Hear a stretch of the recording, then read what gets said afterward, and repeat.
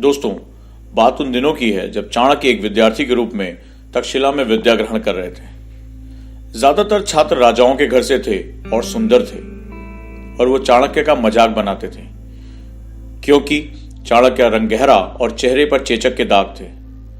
प्राय चाणक्य को अलग थलग रखा जाता था, लेकिन नियति को कुछ और ही मंजूर था।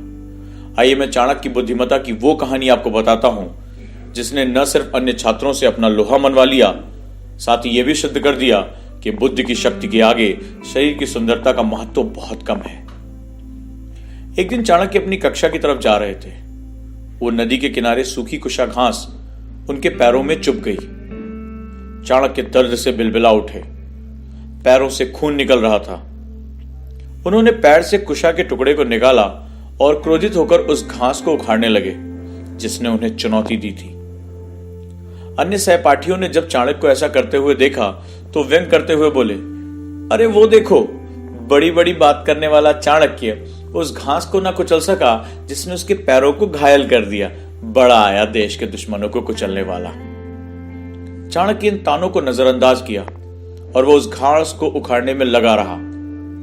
कुछ देर बाद चाणक्य को एहसास हुआ कि इस प्रकार वह शत्रु घास को नहीं समाप्त कर पाएगा।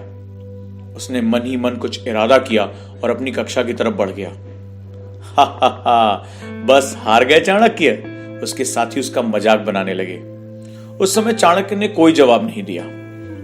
अगले दिन सहपाठियों ने देखा कि चाणक्य एक बड़े से मटके में कुछ गाढ़ा घोल लाकर घास के ऊपर छिड़कने लगे। ये देखकर सभी उस पर हंसने लगे। अरे देखो भाइयों, ये चाणक्य की नई युद्ध नीति है। जब ये शत्रु को नहीं हरा पाया तो दूध पिलाने लगा जिससे वो और ताकतवर हो जाए। हमेशा की तरह चाणक्य ने कोई सफाई नहीं दी। मौन बहुत प्रखर बोलता है। अगले दिन सभी ये देखकर चकित रह गए कि घास के बड़े बड़े टुकड़े गायब हो चुके हैं। अब सभी सहपाठियों ने उत्सुकता से चाणक्य से पूछा, हे चाणक्य, तुमने कल जो दूध बिखेरा था उसमें क्या था? मित्रों, कुछ घास इतनी ज्यादा थी कि मैं उसे नष्ट नहीं कर सकता था, इसलिए मैंने सोचा शत्रु का शत्रु मेरा मित्र है।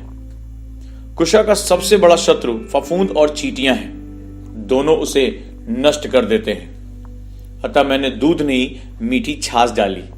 छाछ के तत्वों के कारण फफूंद पैदा हुई और चीनी के कारण चींटियों का आक्रमण हुआ। दोनों ने मिलकर मेरे शत्रु कुशा को नष्ट कर डाला। सभी छात्र चाणक्य की बुद्धि का लोहा मानने को मजबूर हो गए। बुद्धि की सुंदरता शरीर की सुंदरता से कहीं ज्यादा तीव्रता से चमक रही थी। दोस्तों, जब दुनिया आपका मजाक उड़ाए तो उनका प्रतिरोध ना करिए। चुपचाप अपने काम में ईमानदारी से लगे रहिए।